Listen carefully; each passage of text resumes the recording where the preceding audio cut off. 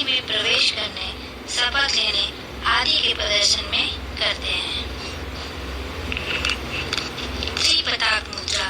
जब पताक हस्त मुद्रा में अनामिका उंगली को झुका दी जाए तो वह त्रिपताक मुद्रा कहलाती है।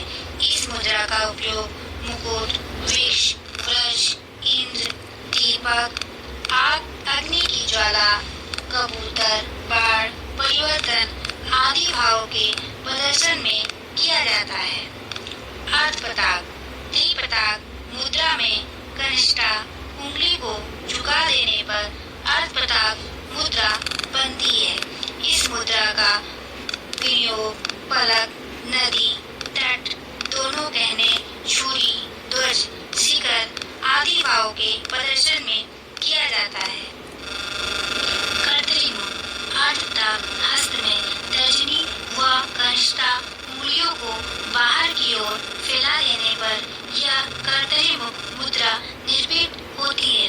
इस मुद्रा द्वारा स्त्री व पुरुष का अलग अलग निर्देश करने, ठोकर खाने, आग का कोना, मरण, विद्युत, विरह में शयन, पतन आदि भाव बतलाए जाते हैं। मयूर। कर्तरी मुख मुद्रा में अनामिका उंगली को अंगूठे पर टिका देने पर वह मयूर मुद्रा बनती है।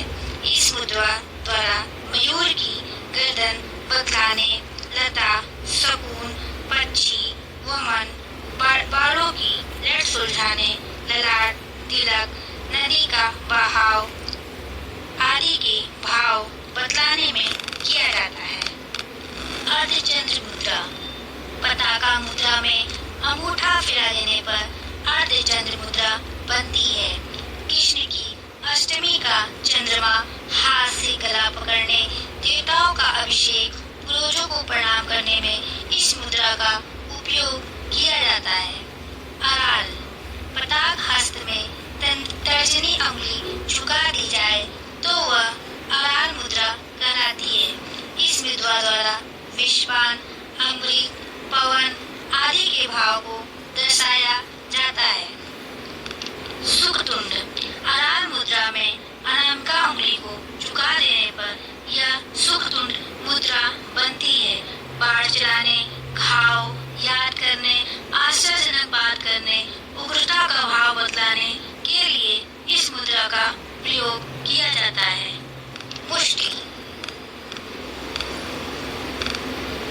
चारों उंगलियों को हथेली में टिकाकर ऊपर से अंगूठा रख देने से मुष्टि मुद्रा बनती है।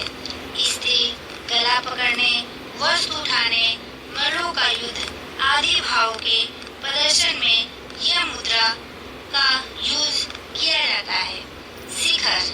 मुष्टि मुद्रा में अंगूठा सीधा खड़ा कर देने पर यह शिखर मुद्रा बनती है। इसके द्वारा कामदेव, धनुष, स्तंभ, निश्चय, प्रीत, कर्म, ऊपर का ओठ, प्रवेश, दांत, प्रसन्न करना, लिंग नहीं है कहने जैसी आदि का भाव बतलाया जाता है।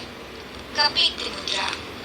शिखर मुद्रा में तर्जनी उंगली को मोड़कर उसे अंगूठी के ऊपर स्थिर कर देने से यह मुद्रा बनती है। इसके द्वारा लक्ष्मी, सरस्वती, नटों द्वारा ताल धारण, गोदोहन, अंजन लगाना, फूल ग्रहण करना आदि का वर्णन किया जाता है। कटका मुख।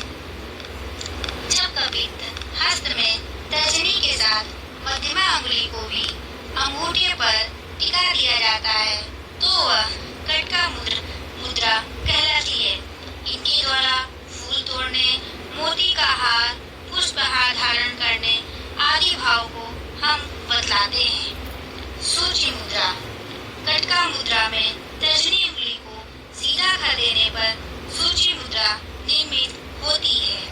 इसका उपयोग हम सूर्य, नगर, संसार आदि भाव को व्यक्त करने में करते हैं। चंद्रकला। सूची हस्त में अंगूठा मुख कर फैला देने पर यह मुद्रा चंद्रकला बनती है। इस मुद्रा का प्रयोग हम चंद्रमा, मुख, शिव जी का मुकुट, गंगा आदि के भावों को प्रदर्शित करने में करते हैं।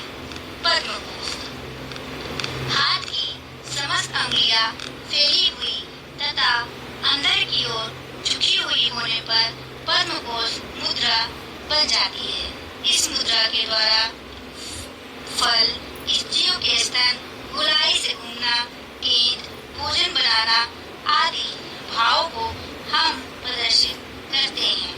सर्वशीर्ष पताका हस्त में उंगलियों को झुका देने पर सर्वशीर्ष मुद्रा बनती है। चंदन, सर्व, मधुध्वनि, पालन पोषण, देवताओं और ऋषियों को जल देना, घड़ा उठाने, मल्लों की पूजा आदि भाव को इसके द्वारा हम प्रदर्शित करते हैं। मृगशीर्ष सर्वशीर्ष हस्त में कनिष्ठा व अंगूठा सीधा कर तान देने पर मृगशीर्ष मुद्रा बनती है। स्त्री कपोत, चक्र, सीमा, भय, विषाद, वस्त्र पुकारना, त्रिपुट लगाना, हरिहर, पैर दबाना आदि के भावों के प्रदर्शन में इस मुद्रा का प्रयोग किया जाता है। सिंहमुख जब मध्यमा व अनामिका उंगलियों को अंगूठे पर टिकाकर शेष दोनों उंगलियों को फैला दिया जाता है तो सिंहमुख मुद्रा कहलाती है। इस मुद्रा के द्वारा ओम, खरगोश, हाथी, कुशाग्र, कमल का हार, सिंहमुख वेद द्वारा दवा तैयार करने, शोधन करने आदि भाव दर्शाए जाते हैं। कांगूल पद्मकोश हस्त में अनामिका उंगली झुका देने पर कांगूल हस्त बनता है। इस मुद्रा के द्वारा लकुश का फल, छोटे कंगन, घंटी, चकोर, पक्षी, प्रमुख वृक्ष, नवोड़ा के स्तन, कलहार फूल, चातक पक्षी, नारियल आदि के भाव प्रदर्शित होते हैं। अल्पदम सभी उंगलियां फैली हुई तथा झुकी हुई होने पर वह अल्पद मुद्रा कही जाती है। इसके द्वारा फूल खिला हुआ कमल, गजकुंभ, आवर्तन, स्तन, बीरा, आईना, पूर्णचंद, सौंदर्य, वेड़ी आदि के भाव का प्रदर्शन किया जाता है। चतुर कनिष्ठा उंगली को सीधा कर अंगूठे को अनामिका के मूल में स्थिर कर और शेष तीनों अंगुलियों को झुका देने पर यह चतुर नामक मुद्रा बनती है। इस मुद्रा के द्वारा कस्तूरी, थोड़ा सा स्वर्ण, तार, लोहा, नीला, श्वेत, रसास्वाद, तिलादि के भाव प्रदर्शित होते हैं। भ्रमर मध्यमा उंगली और अंगूठे को मिलाकर तर्जनी को मोड़कर अंगूठे के मूल में स्थिर कर देने तथा शेष दोनों उंगलियों को सीधा कर फैला देने पर यह भ्रमर मुद्रा निर्मित होती है। इस मुद्रा का विनियोग भौरा, तोता, पंख, सारस, कोयल आदि के भाव प्रदर्शन में होता है। हंसाशय मध्यमादि तीनों उंगलियां अलग अलग फैली हुई हो तथा तर्जनी उंगली अंगूठे से मिली हो तो वह हंसाशय मुद्रा कहलाती है। मंगल, पुरुषो, सूत्र, बंधन, उपदेश, विषय, रोमांच, मोती, दीपक की बत्ती, बढ़ाना, कसौटी, मल्लिका, पुष्प आदि के भाव प्रदर्शन में इस मुद्रा का प्रयोग किया जाता है।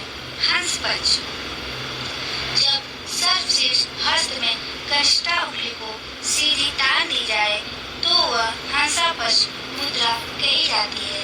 इस हंसपक्ष मुद्रा का प्रयोग 6 की संख्या, सेतुबंध, नख, रेखांकन आदि के भाव प्रदर्शन में होता है।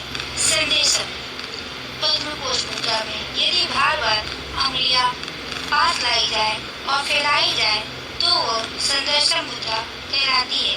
इस मुद्रा का विनियोग उदर, बलिदान, घाव, पीठ, भावय, अर्चन, 5 की संख्या आदि के भाव प्रदर्शित करने में होता है।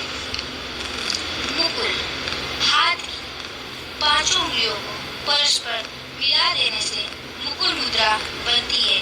इस मुद्रा द्वारा कुमुद, पुष्प, भोजन, कामदेव मुद्रादि धारण करने, कली, पुष्प, केले आदि के भाव को सूचित किया जाता है।